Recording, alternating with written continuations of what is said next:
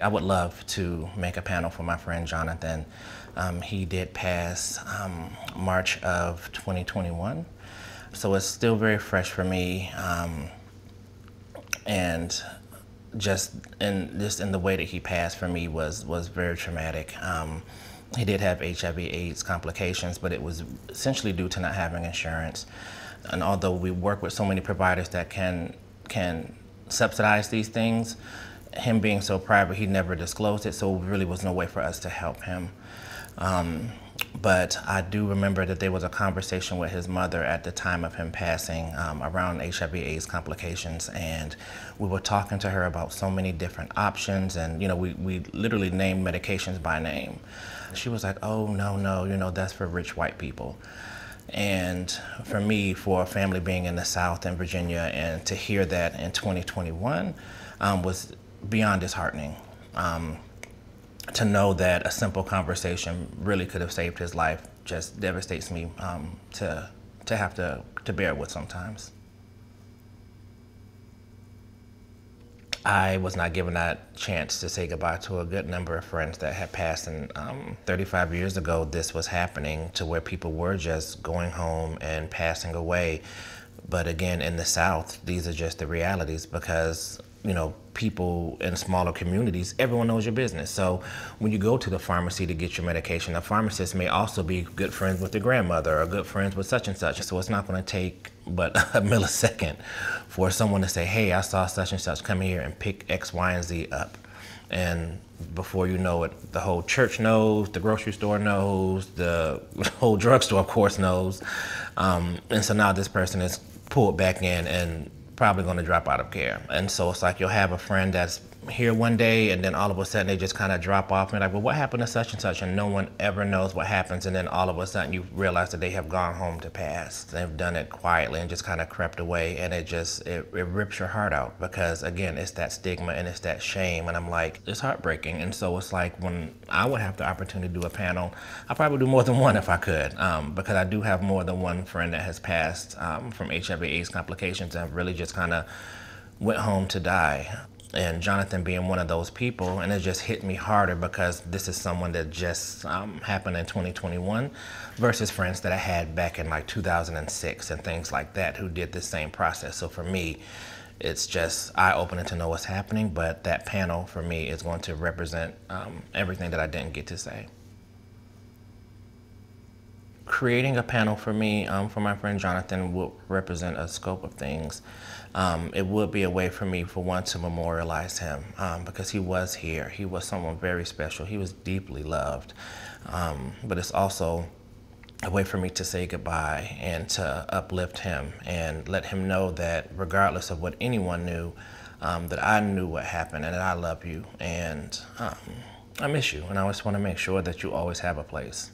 For Jonathan's panel, I have different pieces of clothing, because of course, when you're young, gay, your friends, we all share clothes and all types of stuff.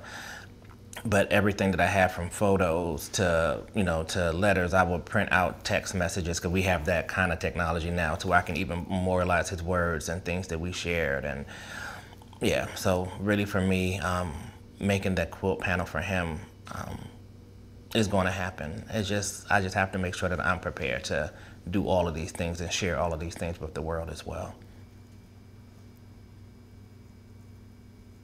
Before moving to the Washington, D.C. area, I lived down in Hampton Roads, Virginia. And, as a young gay person coming out, you say a lot of things, you do a lot of things, and there's a lot of ignorance that you have to learn to move past. And when I moved to Washington, D.C., I just started to volunteer. And it was just kind of a way to give back. For me personally, it was just some of the damage that I felt that I had done in community. I was one of those people that was very stigmatizing, or would use someone's status as a "hey, you" kind of thing. And of course, this is many moons ago, but still the damage for me has been done. So knowing that communities are still dealing with these types of things, whether it be stigma, shame, rejection, all of that. And, if people are devalued or made to feel less than, then they don't understand the value that they have in themselves and the value that treatment can bring to their lives. I try to use my story as much as possible to try to uplift people and let them know that you can be on the other side of this. Because I was diagnosed with HIV almost about 10 years ago. After my diagnosis, I got career, bought my first car fresh off the lot. I'm now a two-time homeowner. I have a beautiful, soon-to-be 6-year-old son. It's a lot of things that took place post my diagnosis that I had no idea how I was going to achieve. And it changed my life. And it's crazy for people to hear it, but HIV changed my life for the better. I was a person that was heavily involved in substance use, sex work, homelessness, everything you can think of in my prior years. And so I didn't have a lot of self-value. I didn't have a lot of self-worth for myself, but somehow me acquiring HIV just put me into a different mindset and a different gear to fight for my life.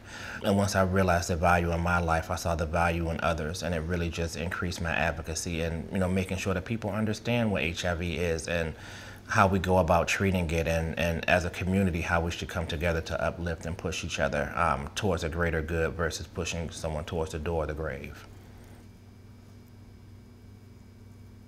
I think the quilt can be a tool to fight stigma and shame because it is a memorial. I had the opportunity to read some panels, and it touched me so deeply. When you get to see the words of people's loved ones, or you get to see some of their garments that they wore, their favorite activities, their favorite foods, it humanizes that panel. I shed a good number of tears, especially when you see the quilts that have some of these younger children on them, or loved ones that just kind of were taken abruptly. Like, it's just, it's very eye-opening, and especially for those that have heart. People that care, because you don't have to know someone who's been living with HIV or someone who has been impacted by HIV to care. There's plenty of movements that don't impact me personally, but having a genuine heart and being an advocate all around, it pulls to me, not only to advocate, but to hear their stories. And really, it's a community, I would say community responsibility. To look after these people, to understand their stories, and to know what happened to them, because not all of the quilts are sad. Not all of the quilts are filled with tears.